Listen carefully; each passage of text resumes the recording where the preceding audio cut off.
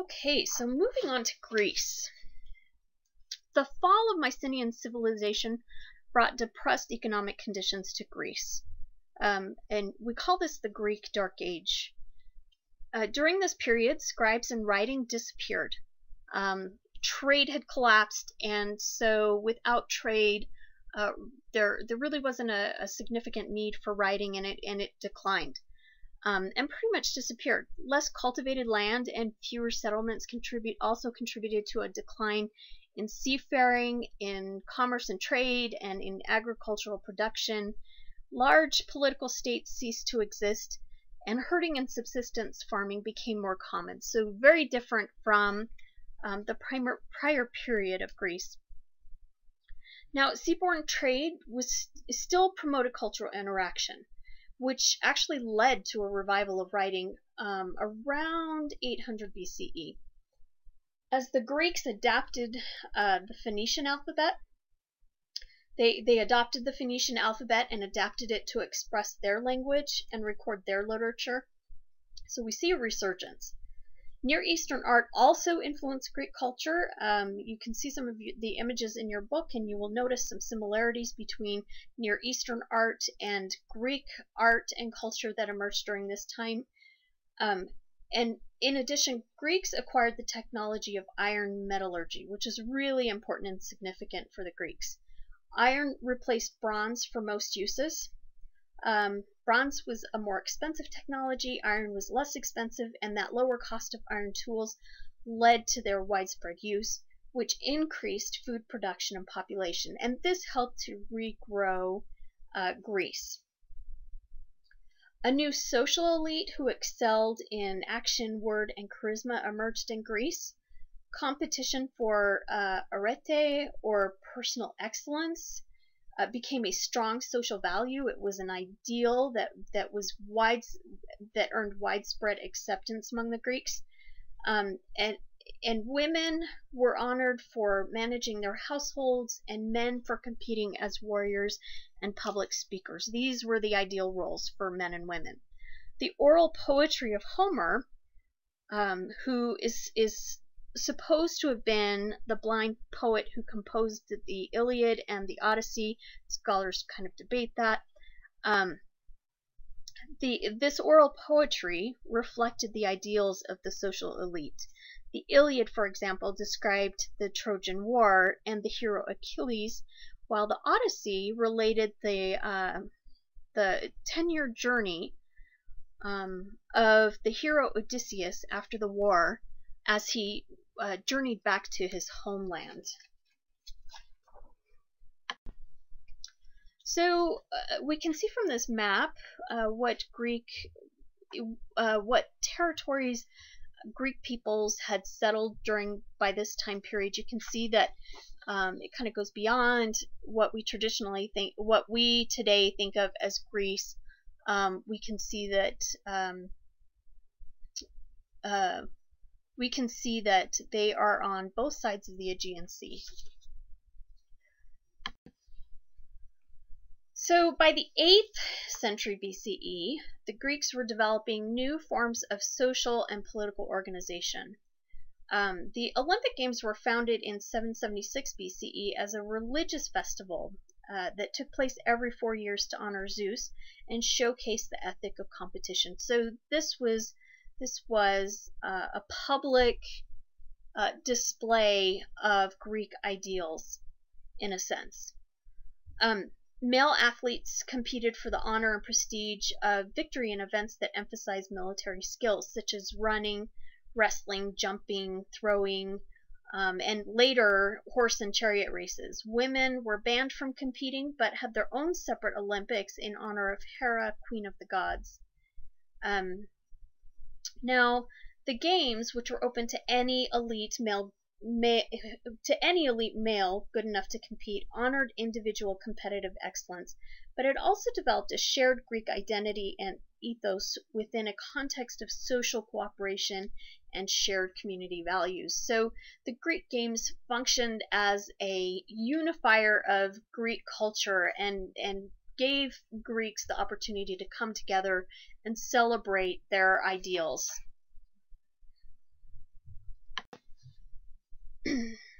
Now, Greek belief in divine justice helped to develop the cooperative values that remade their civilization. So remember, come out of the Dark Ages, and their civilization has emerged from some pretty difficult times and has developed some pretty particular Greek values as a result. These values were embodied in Greek literature and myths, which describe the activities of the gods and goddesses and their relationships with humans. These myths taught lessons and emphasized that individuals could not expect to have a clear understanding of the gods and had to make their own choices about how to live. Homer's poems made it clear that the gods interacted with and had plans for humans, but that they were not always just. The gods did not always act in ways that humans would describe as just. Hesiod's poetry, by contrast, showed divine concern for justice, so a little bit different than Homer's approach. Hesiod's poetry also emphasized that existence was full of sorrow, it was full of struggle, and it was full of violence for humans and the gods. Theogony showed Zeus forcing his father from power to prevent him from destroying his children, while Works and Days showed Zeus as the main source of justice in human affairs. He punished evildoers and expected humans to act justly, especially ruling cities. Hesiod believed that leaders and social elites needed to live up to the ideal of justice and fair treatment, or else tension would be created between themselves and the peasants. This ideal of fair treatment encouraged the movement toward a new form of political organization. The Greek homeland lay in and around the Aegean Sea, a part of the Mediterranean dotted with many islands, with the southern Balkan Peninsula on the west and the coast of Anatolia, which at the time was known as Ionia, on the east. The mountainous geography of the region isolated communities and contributed to pretty hostile relations between the city-states. Think Athens versus Sparta. Many of these city-states were small, but those with much farmland and access to trade grew larger. This is why Athens became so powerful. The sea offered the only practical long-distance transportation. Timber and metal ore, as well as stone quarries and plentiful clay, provided wealth and material for art and buildings. Mountainous terrain limited agriculture and prevented large herds. So this is not the agriculture of Mesopotamia. The climate and fragile environment made farming rather difficult.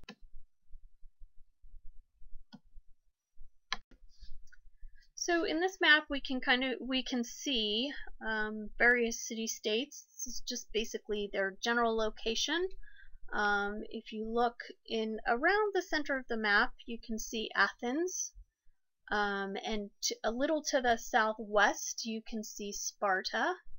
And we can also see Knossos down in the south part of the Sea of Crete, just at the south end of the map.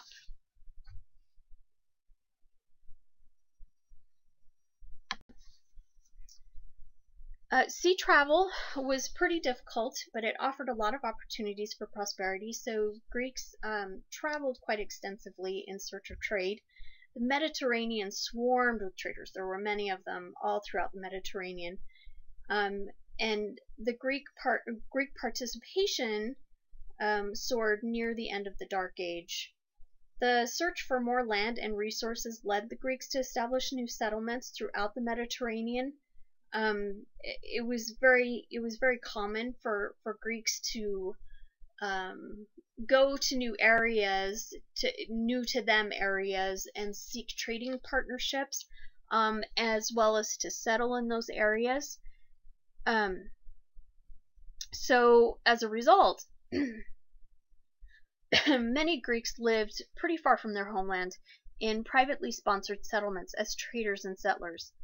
This means that long-distance trade brought contact with many other cultures. Trading stations and settlement in Egypt and Syria, for example, brought artistic developments. You can see a lot of similarities between the art of this period and the art of Egypt and Syria. They were very influential. And this included the reintroduction of figures and the adoption of Egyptian architectural designs.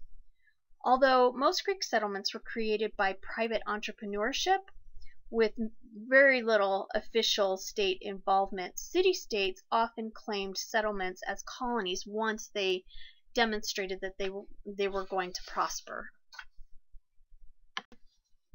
So in this map we can see that the Greeks traveled quite extensively through the Mediterranean, and with the black dots you can see that they established a lot of settlements throughout the Mediterranean Sea area, as well as up into the Black Sea. These folks went a lot of places and were influenced by a lot of different cultures, as well as spreading Greek culture. Greek city-states were officially religious, and what this meant in Greece was that in addition to worshiping many deities, each city-state honored a particular god or goddess as its special protector. So, for example, Athens, the particular goddess that they worshipped was Athena, hence the name Athens. The Greeks believed in religious reciprocity, and for that meant that humans must honor and thank the immortal gods for blessings received, and in order to receive more blessings in return. So it was a reciprocal relationship with the gods. Offending or disrespecting the gods was believed to result in punishment in the form of floods, famines, defeats in battle, things of that nature. So being disrespectful to the gods brought bad things. In order to please the gods, city-states sacrificed animals. They also commissioned religious works of art and celebrated religious festivals, and it was expected that all would participate. Oracles and dreams offered insights into how humans might have angered the gods. So if you were having a problem and things weren't going well for you, you can consult these things, and you might be able to get some answers as to why the gods were angry. Cults offered specific publicly funded religious activities to fulfill religious obligations at the sanctuaries of deities, and priests and priestesses performed public sacrifice according to traditional religious rites. Greek city-states had notions of shared citizenship among free males. Note that it was free males, and the idea of citizenship was very limited to certain people. And shared governance was also normal. Citizenship involved free people agreeing to form and sustain political community and share privileges and duties under the rule of law. The degree of power sharing varied from polis to polis, polis being the city-state. Some were ruled by tyrants, which does not necessarily mean the same thing as what we view as a tyrant.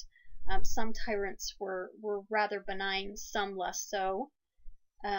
Some were ruled by oligarchies, some by direct democracy, as we see in Athens, and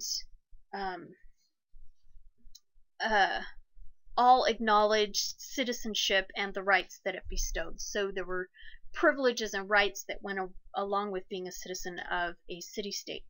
Women had legal protections, but they were not allowed to participate in politics.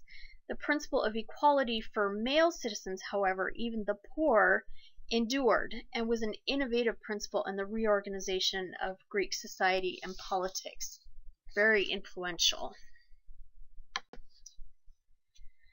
The extension of citizenship and political rights may have been related to the Hoplite Revolution. This is a theory that some scholars have as to why democracy developed the way that it did in the Greek city-state. Now, hoplites were infantrymen who paid for their own armor and weapons and defended city-states. These city-states lacked permanent armies, so the hoplites were very important in their defense. Some argue these new hoplites forced the social elite to share political power by threatening to refuse to fight. They had one area in which they operated from a position of strength, and that was their role in defending the city-state. By refusing to fight, they would have crippled Greek military defense.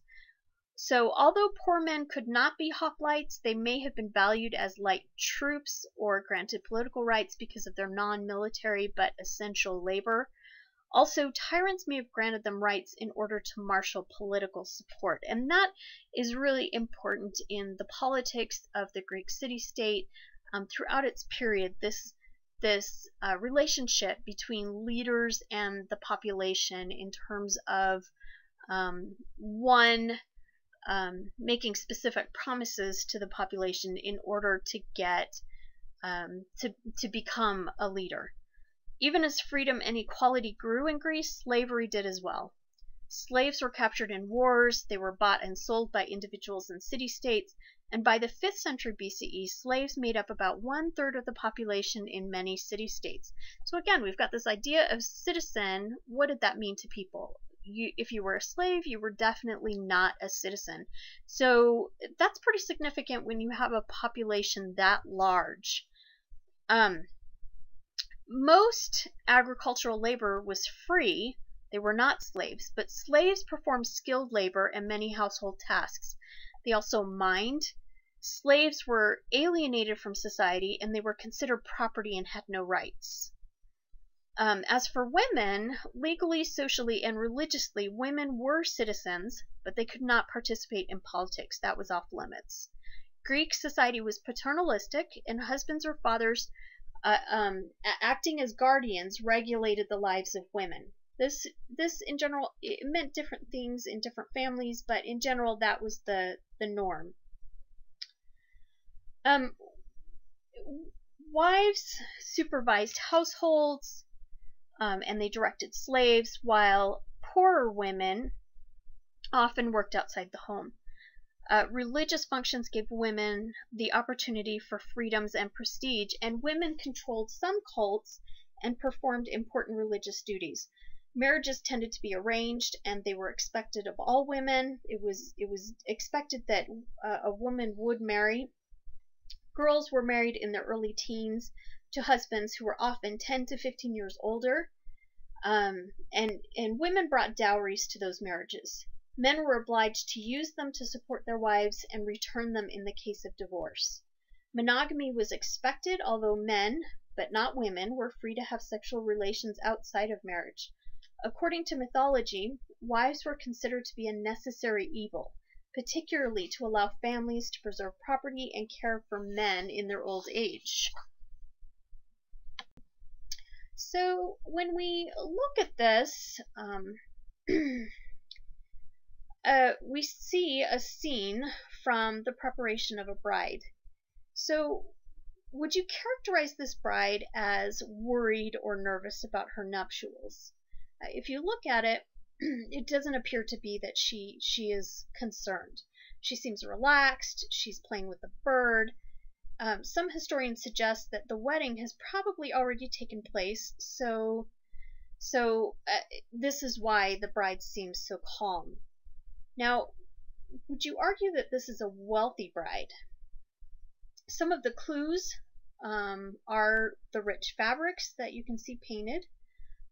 There's also the presence of decorative pottery, and there's the attendance of women to help the bride with her preparations.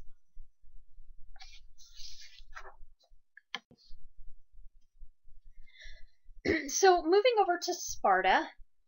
Sparta was a very different city-state from Athens, although these were Greeks. They varied in the way that their city-states and their societies functioned and were structured.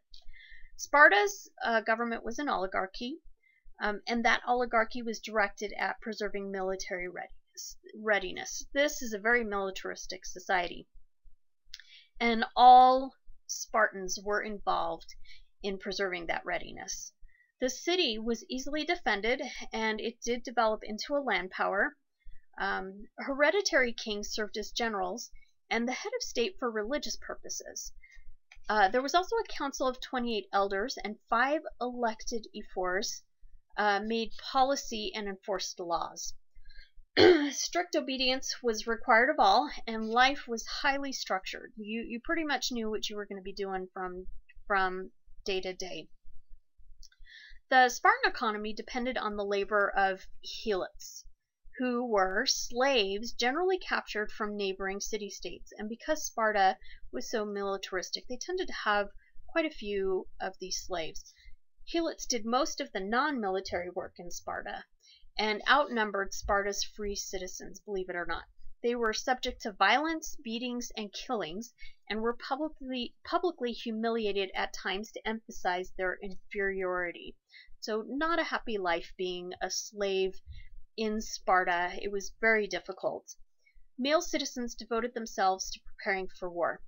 Boys lived in barracks from the ages of 7 to 30. So imagine what that must have been like for a young boy to be sent to live in a barrack with men. Strict discipline and harsh punishments were typical. Young men were well trained in Spartan values, which included primary loyalty to the group as a brave soldier. An older man often chose an adolescent for a relationship that combined mentoring and sexual relations and was intended to strengthen personal loyalty among soldiers. The older partner was expected to sort of indoctrinate the young man that they were mentoring in political and community values. So this was a way of passing on cultural ideals. Spartan women were known for their relative liberty and could control households and own property and land. Spartan women stayed physically fit and were expected to bear healthy children and teach them Spartan values. To sustain population, men were required to marry, and women were expected to bear enough children by their husband or another agreed upon man to replace the men killed in battle. So we can see that even in terms of reproduction, the militaristic nature of Spartan society dictated how that went. So in this image from your book, how would this handle, this is a handle, how would this handle have portrayed Spartan values? What about this is consistent with Spartan values? So we can see that this is an image of a young man holding up what looks like a pretty heavy handle. The importance of strength, skill, and bravery are all seen in this boy's evident physical prowess and in his ability to conquer these two lions. So why would this have been on the handle of a water jug? Because that's what this was. It was on the handle of a water jug.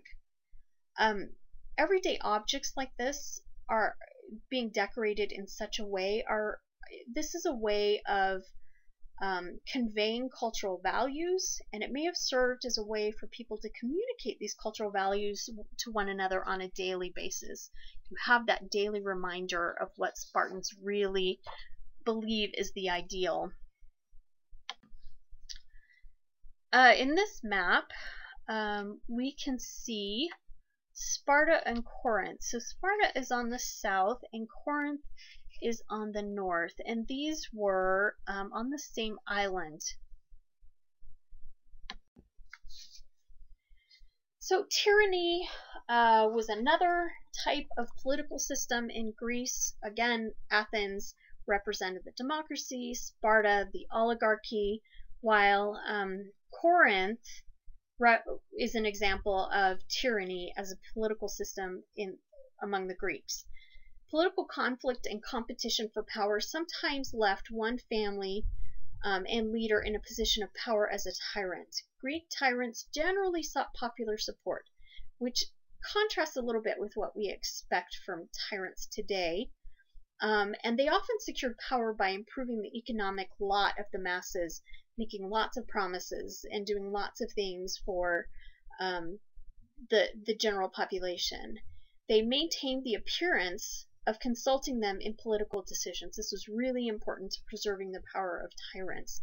They often preserved existing laws and political institutions, while some tyrants assured their popularity by being fair and generous. Most tyrannies were short-lived. They just didn't last very long. At times they were seen as a threat to the social order. It was not an ideal to have one person have so much power. In the commercially important city-state of Corinth in 657 BCE, the family of Cypselus revolted against a harsh oligarchy and marshaled popular support for Cypselus' sole rule by promoting the economic interests of poor citizens. So one of the ways that Cypselus came to power was by appealing to the general population, to the masses, to the poor, and telling them that he was going to make their lives better. Cypselus was admired for his courage, for his prudence, and for his concern for citizens, and his reign ushered in a period of expansion and prosperity for Corinth. At his death in 625 BCE, he was succeeded by his son, who further expanded Corinthian power in a harsher rule that ended with his death in 585 BCE. And in large part because of that harsher rule, an oligarchy was restored shortly after his death.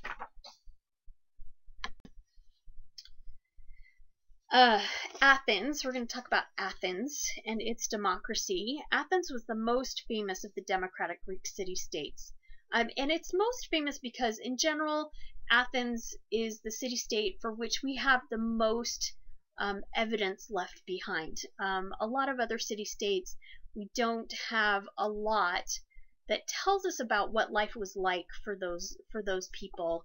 It's much more limited, but Athens left behind a lot, and so we're able to use that and interpret it and get a good understanding of what life was like for Athenians.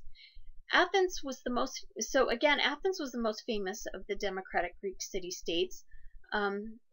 It offered political rights to the many, so not just the few, not just the elite, but to the many.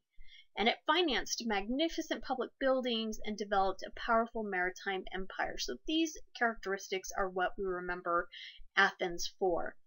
Athens developed a strong middle class, and it had a growing population from 800 to 700 BCE, which was really important in its development as it came out of the Greek Dark Age. Democratic unity developed alongside this prosperity, and by the 7th century BCE, Athens created an assembly where all freeborn male citizens helped decide the community's affairs, and elected magistrates called archons. Now, archons ran the judicial system, which was dominated by Athens' wealthy elites who could afford to serve, because again, you weren't paid, so you had to be able to afford to serve. In 621 BCE, during an economic crisis, a man named Draco, was appointed to revise the laws. Unfortunately, he was rather harsh. His harsh regime failed to improve conditions for people. In 594 BCE, a war hero named Solon was appointed as an emergency official.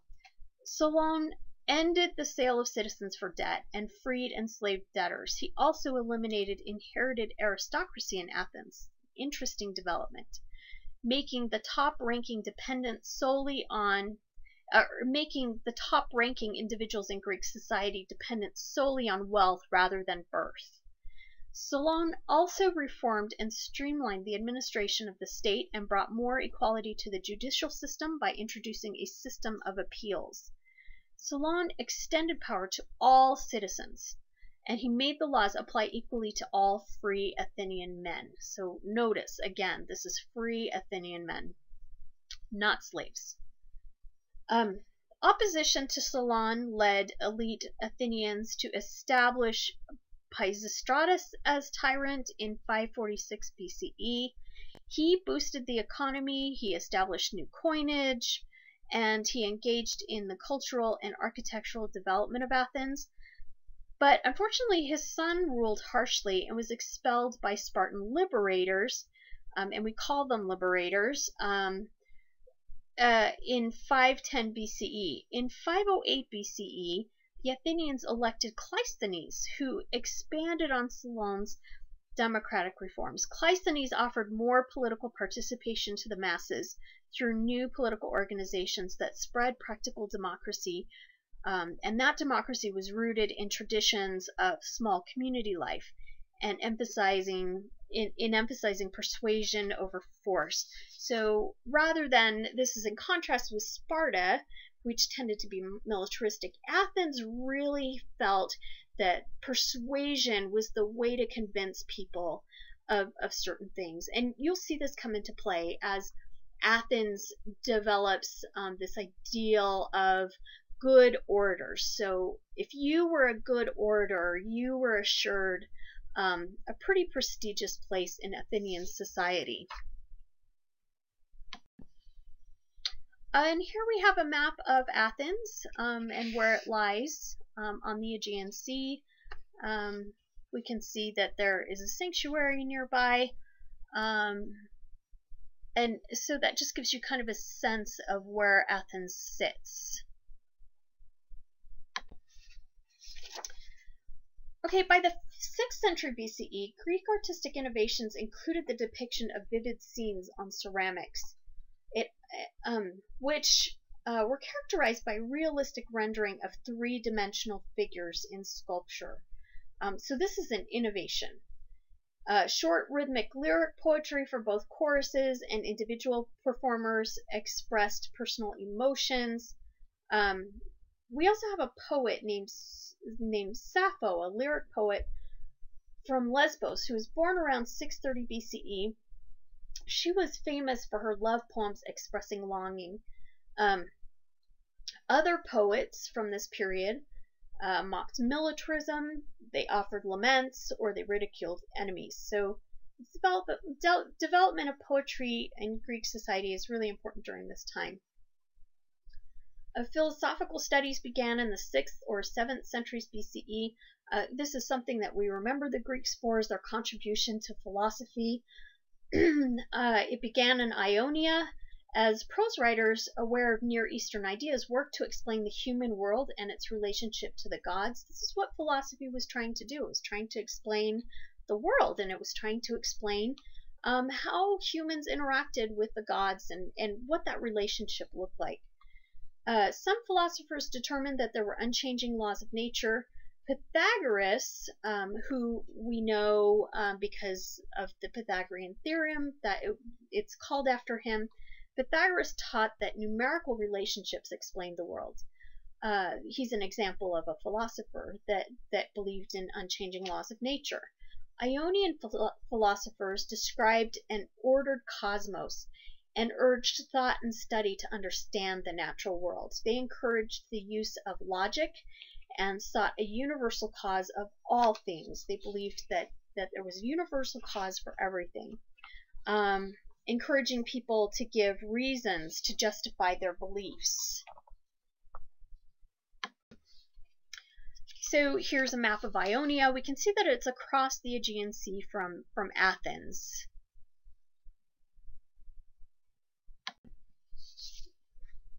And here we just have a map of Greek settlements. You can also see Phoenician settlements on this map. It just kind of gives you an idea of where Greece lay in relationship to Phoenician settlements. We can see some of the other empires around there. We can see the Persian Empire, which is really large, and Greece really is small in comparison.